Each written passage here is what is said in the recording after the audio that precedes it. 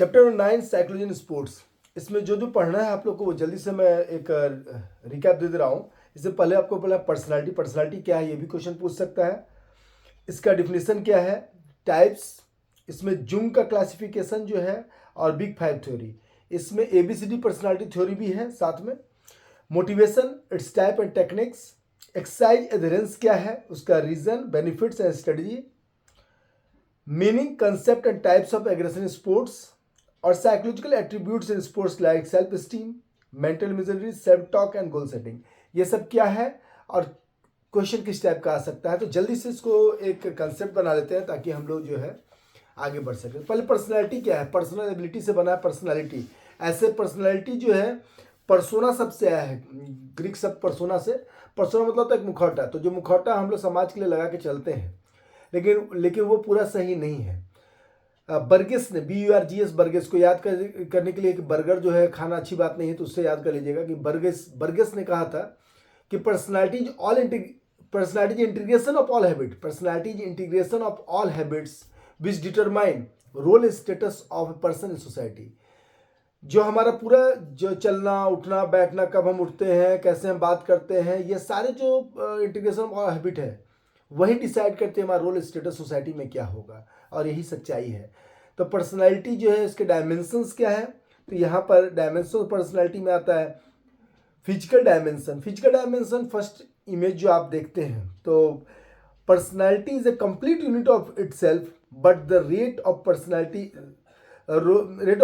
Is made up of various dimension. जैसे क्या क्या है, तो पहला फिजिकल डायमेंशन जो कि it is considered as the most important dimension of personality is based on the fact that first impression is the last impression. Physical dimension जो आप मुझे देख रहे हैं सामने से, तो कैमरा पूरा तो नहीं दिख रहा होगा, लेकिन ये फिजिकल डायमेंशन होता है किसी का भी जो फर्स्ट लुक जो आप देखते हैं। फिर मेंटल डायमेंशन बेसिकली जो हमारा मेंटल मेकअप है, हम किस तरह सोचते हैं, कितने दृढ़ हैं, सेल्फ टेंडेंसी, सब ये साइकोलॉजिकल डायमेंशन को मान सकते हैं। सोशल डायमेंशन, हम सोसाइटी के साथ कैसे पेश आते हैं, सोसाइटी को हम किस तरह से देखते हैं, सोसाइटी कैसे मैनेज करते हैं, परिवार को सोसाइटी को जैसे मैनेज करते हैं, दैट इज सोशल डायमेंशन। और लास्ट जिसमें बिहेवियर, काइंडनेस, ये सब सोसाइटी के प्रति क्या है, सिंपैथी है, और लोगों के प्रति लोगों से मेरा वर्क कल्चर कैसा है, लोगों के साथ किस तरह से हमारा रिलेशन चलता है। इमोशनल डायमेंशन इससे जुड़ा हुआ है, जिसका इमोशनल कंट्रोल ज़्यादा अच्छा होता है, वो लोगों के साथ ज़्यादा बेहतर ट्रीट कर पाते हैं। तो emotional dimension, it is related to the stability over the emotion. It means it must have the proper control over various emotions. जैसे हम लोग लाइन बोलते हैं ना, बेकाबू लोगों के अधूरे ख्वाब होते हैं, खुद पर काबू रखने वाले ही कामयाब होते हैं। तो इमोशंस के प्रति जो है, क्योंकि आउट ऑफ इमोशन जब भी हमको फैसला लेते गलत होता है। तो फिजिकल डायमेंशन, अब देखिए अपने शब्दों में आपको लिखना। फिजिकल डायमेंशन आपको मालूम है क्या है। मेंटल डायमेंशन में मेंटली क्या थिंकिंग पैटर्न, ऑप्टिमिस्टिक है कि नहीं लाइफ के प्रति। सोशल डायमेंशन और इमोशनल डायमेंशन, तो बेकाबू लोगों के अधूरे ख्वाब होते हैं, खुद पर काबू रखने वाले ही कामयाब होते हैं। तो emotion, one who takes any decision in the life out of emotions, generally it is wrong. Generally कभी कभी सही भी हो सकता है। टाइप्स ऑफ पर्सनालिटी में जुंग क्लासिफिकेशन 3 है, इंट्रोवर्ट, एक्सट्रोवर्ट, एम्बीवर्ट। इंट्रोवर्ट वो लोग हैं जो कि अपने feeling very hard to express themselves, या they are unable to express themselves properly, या they don't want to express themselves, वो सब आ जाएंगे इंट्रोवर्ट में। Extrovert, they are very talkative, they always want to express themselves, they always want to see about themselves, वो सब extrovert है। और एम्बीवर्ट जो बैलेंस्ड है, कभी कभी मौका मिला तो अपने बारे कुछ बोल भी रहे हैं, जैसे मैं भी एम्बीवर्ट ही हूँ। कभी कभी मौका मिले तो अपनी भी बड़ाई कर लेते हैं हम लोग, और जो है दूसरों के बारे में बात करना भी अच्छा लगता है, कभी कभी चुप रहना भी पसंद है, दैट इज कॉल्ड एम्बीवर्ट। तो ये 3 हो गया इनका जुंग का क्लासिफिकेशन, इंट्रोवर्ट, एक्सट्रोवर्ट, एम्बीवर्ट। अब नेक्स्ट है आपका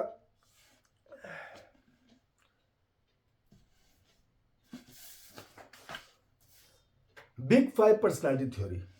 बिग 5 पर्सनालिटी थ्योरी में जो है वो ओशियंस, इसको याद करते हैं हम लोग, ओ यानी ओपननेस। अब इसको ना मैं याद कराने के बच्चों को बोलता हूं, OCEAN, ओशियन को रिलेट करने सीखिए। ओपननेस को एक यानी राजा से रिलेट कर दीजिए इसको, ठीक है। तो राजा क्या होता है, वो ओपन माइंडेड होता है, वो always try to learn new things, दूसरों के नई चीज़ों को सीखने के लिए ओपन होता है। ठीक है, तो ओपननेस को हम लोग हमेशा जोड़ते हैं इसी से कि one who enjoy learning new things, new concept, new expression, tend to most open, includes such as being imaginative, सोच उसकी अच्छी होनी चाहिए। राजा जो है अगर उसकी सोच नहीं होगी, इंसाइटफुल नहीं होगा, तो वो ज़्यादा बेहतर निर्णय नहीं लेगा, ज़्यादा अच्छा सोच नहीं सकता, राज्य के बारे में फ्यूचर प्लानिंग नहीं बना सकता है। Having wide range of interest, उसको जगह जगह चीज़ों में इंटरेस्ट होना चाहिए, सिर्फ एक चीज़ में इंटरेस्ट होगा तो उसी को डेवलप करेगा, तो राजा इसको रिलेट कर लीजिए। सेकेंड सी लेके चलिए, क्योंकि OCEAN, तो सी जो है ओशियन से हम लोग बिग फाइव थ्योरी याद करते हैं। तो कॉन्सियसनेस, तो कॉन्सियसनेस जो है इसमें है इट्स कैरेक्टरिस्टिक्स इंक्लूड थॉटफुलनेस। इसको ना दो लोग को कपल से जोड़ लीजिए। कपल लोग एक दूसरे प्रति कॉन्शियस नहीं होगा, एक दूसरे प्रति जो है लॉयल नहीं होगा, सिस्टमैटिक नहीं होगा, ऑर्गेनाइज्ड नहीं होगा, तो ये लोग जो है परिवार ठीक नहीं चला सकते हैं। तो कपल से जोड़ के देखिएगा तो आपको आएगा इस कैरेक्टरिस्टिक इंक्लूड थॉटफुलनेस, कंट्रोल और गोल ओरिएंटेड, सिस्टमैटिक, ये सारा कुछ इसमें आता है। सिस्टमैटिक होंगे, फेथफुल होंगे वो लोग, ठीक है।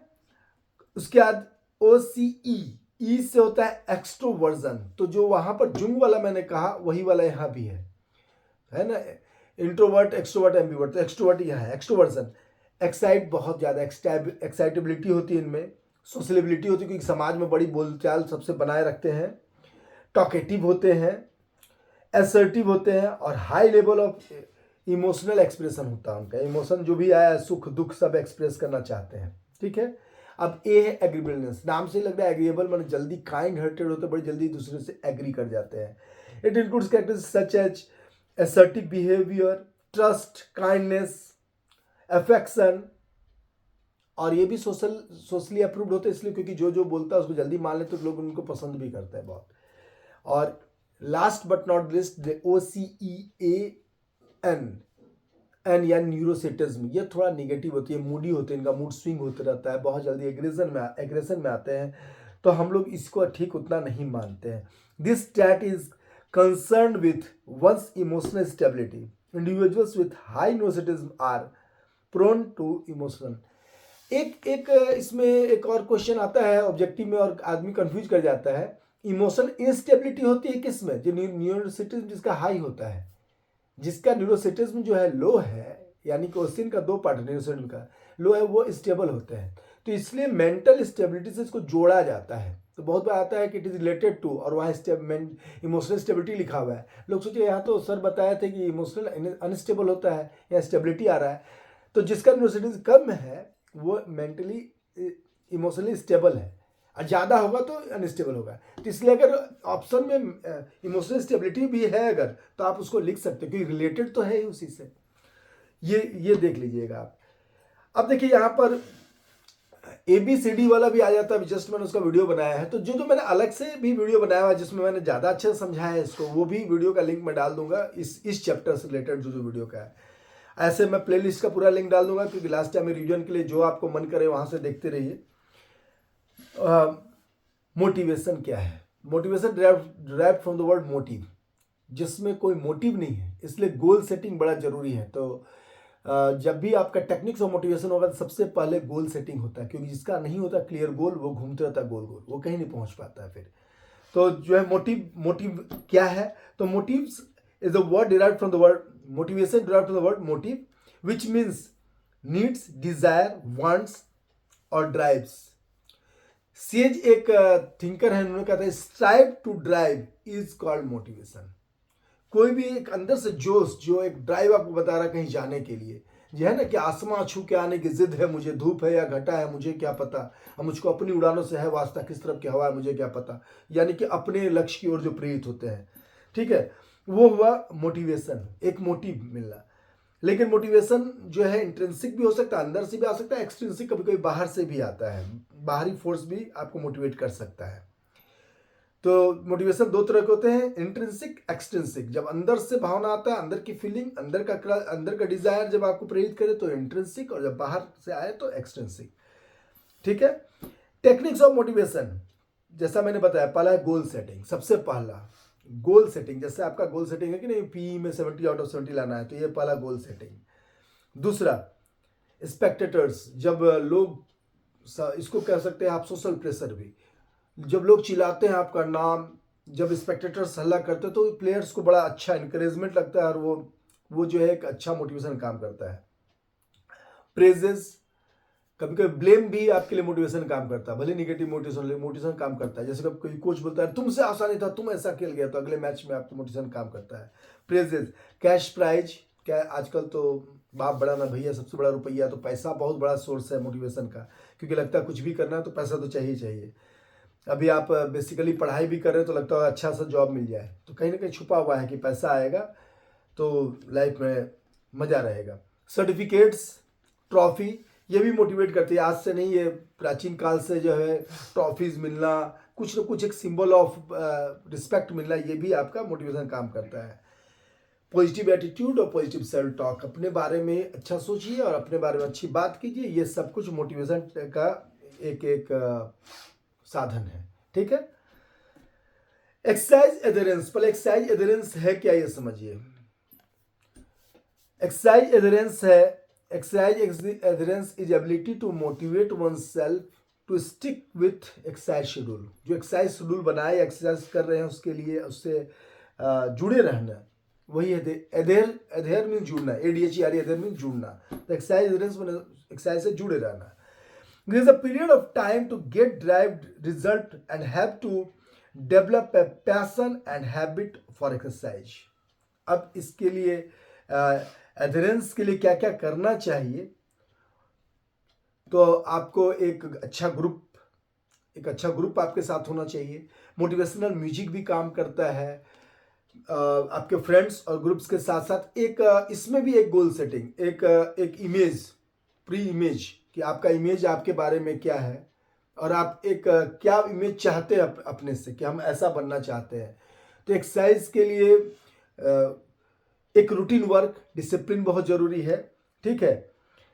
Research shows the adherence to exercise can be improved by setting real life model, कोई real life goal model, real life कोई गोल, रोल मॉडल भी और रियल लाइफ गोल भी, कि किस तरह से चले रियल लाइफ।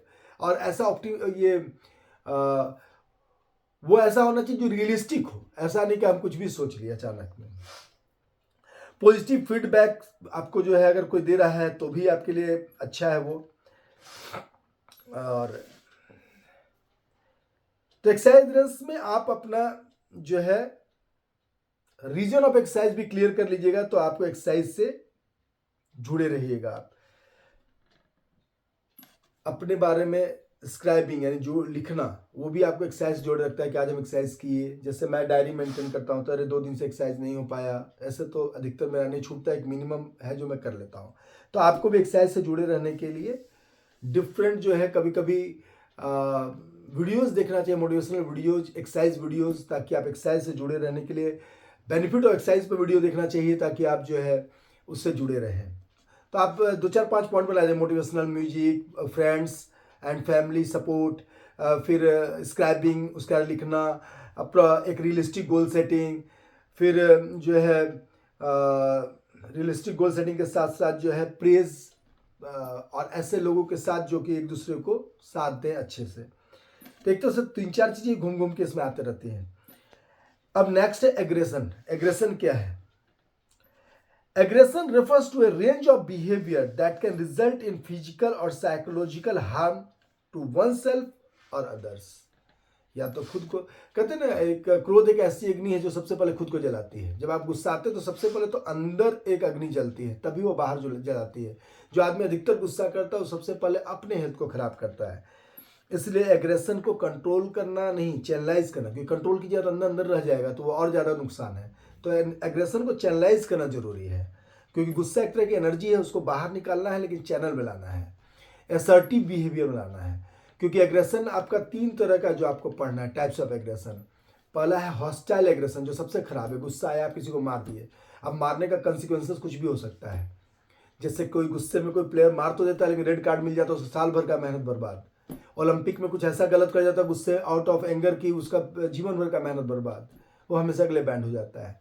तो बहुत बार गुस्सा जो है नुकसान है, और नुकसान करता है खुद को भी, दूसरे को भी। खुद को मुझे मेरे समझ से खुद को ज़्यादा करता है।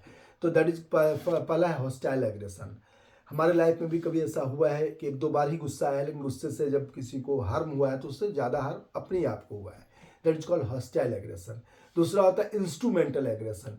इंस्ट्रूमेंटल एग्रेशन मतलब होता है जैसे आपको गुस्सा तो आ रहा है, लेकिन उसको इंस्ट्रूमेंट के रूप में प्रयोग करें, या गुस्सा का दिखावा, जैसे जानबूझ के गुस्सों को दिखाए दूसरे को डराने के लिए, लेकिन कभी कभी वो हार्म भी करता है। जैसे हम हॉकी जोर से उठाए कि मारेंगे और अगला हट तो गया, लेकिन कभी कभी पीछे चोट भी लग सकती है। देखिए, स्लेजिंग कहीं के असर्टिव में भी लिखा हुआ है, कहीं के असर्टिव में भी लिखा हुआ है, लेकिन मुझे लगता है कि स्लेजिंग भी एक तरह से, अगर किसी को आप साइकोलॉजिकली नुकसान पहुंचा रहे हैं और दुख दे रहे हैं, तो ये कहीं ना कहीं इंस्ट्रूमेंटल में ही आता है। क्योंकि आपका क्वेश्चन पूछेगा which aggression is positive aggression, that is assertive aggression. तो जब आपका एग्रेशन ऐसा है, जब उसको गुस्से को चैलेंज में लेते हैं, गुस्से को ट्रांसफॉर्म करते हैं अपने एनर्जी को, और एक बेहतर और बन के उभरते हैं, अच्छा परफॉर्मेंस करते गुस्से से, तो वो जो, जैसे कि मैंने एग्जांपल दिया था एक वीडियो में कि जैसे सचिन तेंदुलकर हैं, उनको जो कोई आउट करके अगर कभी कमेंट किया, कुछ बोला, तो उसको गुस्से को वहाँ शो नहीं किए, उस गुस्से को सिर्फ एक नज़र देखे और अगले मैच में उनके बॉल को बहुत अच्छे से मारे। तो इस तरह से काफ़ी एग्जाम्पल स्पोर्ट्स में ऐसे, जहाँ पर गुस्सा दिलाने पर प्लेयर जो है उस गुस्से को खेल में दिखाता है, असर्टिव बिहेवियर में।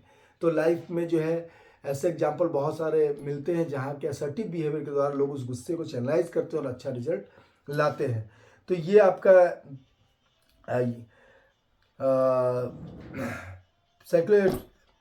साइकोलॉजिकल एट्रीब्यूट्स टू स्पोर्ट्स यहाँ लास्ट में है। पहला है सेल्फ स्टीम। अब सेल्फ स्टीम क्या है? मैं ही अच्छा हूं, यह है ईगो, लेकिन मैं अच्छा हूं, यह सेल्फ स्टीम। तो आपको अपने बारे में एक इमेज करना कि हम ठीक हैं, हम अच्छे हैं और बेहतर बनेंगे, that is called self esteem. ये होना ही चाहिए। वरना उसूलों पे आँच आए तो टकराना जरूरी है, जिंदा है तो जिंदा नजर आना जरूरी है। यानी कि एकदम गिरा हुआ नहीं होना चाहिए, एकदम ऐसा नहीं कि कोई भी कुछ बोल रहा है तो कुछ फर्क नहीं, वह नहीं होना चाहिए। सेल्फ स्टीम होना जरूरी है। It is use to describe a person's overall subjective sense of personal worth. अपना एक, मैं कतरा से ही मेरा अलग वजूद तो है, हुआ करे जो समंदर मेरी तलाश में है। तो इस टाइप का एक पर्सनल, एक अपना वजूद को मानना, यूनिकनेस को मानना, that is called self esteem. Ego नहीं, सेल्फ स्टीम। ईगो अलग हो जाएगा कि मैं ही मैं हूं, मैं ही मैं हूं, दूसरा कोई नहीं। मेंटल इमेजिनरी क्या है? It involves athletes imagining themselves in involuntarily performing specific activities using their senses। एक देखिए, मेंटल इमेजिनरी काम करता है। जैसे हम कहीं कोई कुछ जा रहे हैं, खेलने जा रहे हैं, तो खेलने जाए तो पहले, जैसे हम लोग के एक बहुत अच्छा भैया खेलते थे, उनका एग्जांपल हमारे कोच लोग देते थे कि जब वो मैच खेलने जाते थे तो 1 घंटा पहले ही पहुंच के और ग्राउंड को एकदम देखते रहते थे, बैठ के कोर्ट को, वॉलीबॉल कोर्ट को देखते रहते थे ऊपर से, कहीं से भी। तो लोग पूछते थे क्या करते हो, शांत क्यों देखते हो? बोले बस हम इमेजिन करते कब कब क्या क्या हो सकता है ग्राउंड में, और कहाँ कहाँ हम बैठेंगे, किस जगह जाएंगे, किस पोजीशन में खेलेंगे, तो कैसा खेलेंगे। और बहुत अच्छे प्लेयर थे। तो उनका वो था कि उनका एक रिचुअल्स था ये, कि वो मैच से पहले चल जाते थे अपना जर्सी पहन के, और आधा घंटा वार्म अप से पहले, यानी मैच को जब शुरू करे उससे पहले ही एकदम चुपचाप बैठ के उसको पूरा इमेजिन करते थे। That is called mental imaginary, जो कि बहुत जरूरी है। और तब मेंटल इमेजिनरी के साथ जुड़ा हुआ सेल्फ टॉक, जिसको कि रामधारी सिंह दिनकर जी बोलते हैं, कोई पास न रहने पर भी नरमन मौन नहीं रहता, आप आपकी कहता है वो आप आपकी सुनता है। That called self talk. Self talk जितना अच्छा होता है अपने बारे में, आपका इमेज अपने बारे में उतना अच्छा बनता है। कभी निगेटिव आए भी तो उसको पॉजिटिव में चेंज कीजिए, क्या क्या अच्छा जीवन में किए उसको याद कीजिए, और उसके बाद सेल्फ टॉक हमेशा पॉजिटिव करने की कोशिश कीजिए। It is defined as the verbalism और state of talking with themselves. And last but not the goal setting. ये टेक्निक है गोल सेटिंग। गोल सेटिंग कैसा होना चाहिए? तो स्मार्ट होना चाहिए, स्पेसिफिक, मेजरेबल, अचीवेबल, रियलिस्टिक और टाइम बाउंड होना चाहिए, जो कि मैंने एक वीडियो पहले बताया हुआ है।